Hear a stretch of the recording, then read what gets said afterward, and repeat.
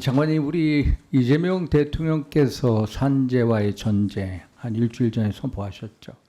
그런데 아시다시피 어제 경상북도 청도군 경부선 철로에서 안타까운 산재 사망사고가 있었습니다.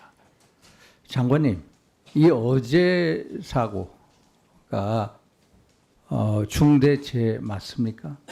현재 2분 이상 사망하셨기 때문에 중대재해에 해당한다고 판단하고 있습니다. 그러면 중대재해법상 처벌 대상 맞습니까? 현재 수사를 해봐야 되지만 현재 제가 보기에는 중대재해 처벌 대상이 맞는 것으로 사료됩니다. 장관이 아시다시피 지난 8월 초인가요? 포스코 ENC 경기도 어디 광명 사업장에서 30대 미얀마인 감전 사고에 대해서 경찰이 강제 수사했죠. 압수하겠죠. 사장들, 임직원들 줄줄이 사퇴했죠.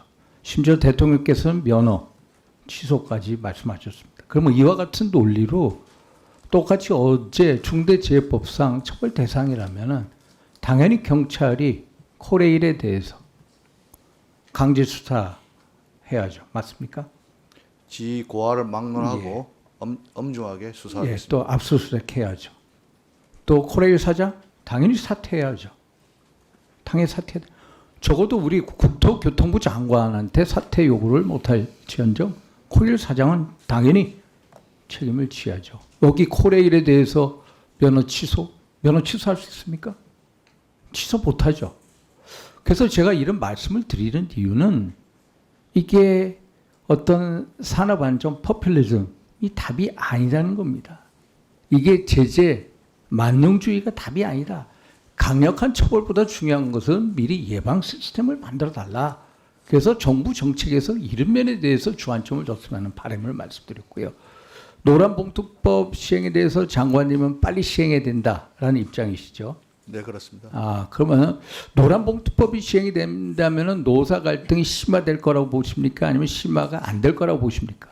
저는 오히려 노란봉투법의 순기능이 더 많다고 생각합니다. 그런데 노사 갈등이 심화될 거라고 국민들 여론조사했어요. 76%가 노사 갈등이 심화가 된다고 봅니다. 결국 이 얘기는 뭐냐? 충분한 사회적 합의가 안 됐다는 것을 반증하는 겁니다. 장관이 문재인 정부에서도 노란봉투법 국정 과제인 거 아시죠? 알고 있습니다. 총선 대선 공약이었습니다.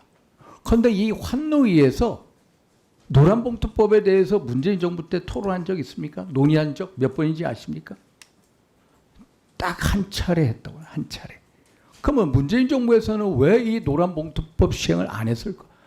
경제에 대해서 악영향, 산업 현장에서의 여러 문제점 때문에 안 한 겁니다. 저는 이재명 대통령께서 최근에 경제에서 중요한 것은 이념도 아니고 진영이 아니다. 가장 중요한 것은 기업이다. 기업이 잘 돼야 일자리를 만든다. 맞는 말씀입니다. 또 대통령께서 실용적 시장주의 정부를 지향한다. 맞습니다. 저 박수를 보내고 싶습니다. 그럼 실용적 시장주의 정부라고 한다면은 어떤 이념이나 어떤 규제, 일변도가 아니라 기업의 자율성을 줘야 되죠. 그러면 지금 한번 보십시오. 기업들 미국과의 관세 전쟁에 의해서 정말로 노심초사하면서 어떻게 하면은 전략, 생산 전략, 여러 판로 전략을 만들려고 전전긍긍하고 있는데 실용적 시장주의 정부라고 자처하는 이재명 정부가 경제계가 가장 염려하는 1차 상법 개정안 통과시켰습니다.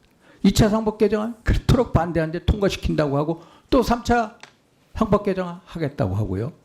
또 이 노란봉투법 얼마나 반대가 많습니까? 산업 현장에서 얼마나 노사 갈등이 심화될 거라고 보는데 이거에 대해서도 어떻게든 통과하려고 한다. 이게 실용적 시장주의 정부냐?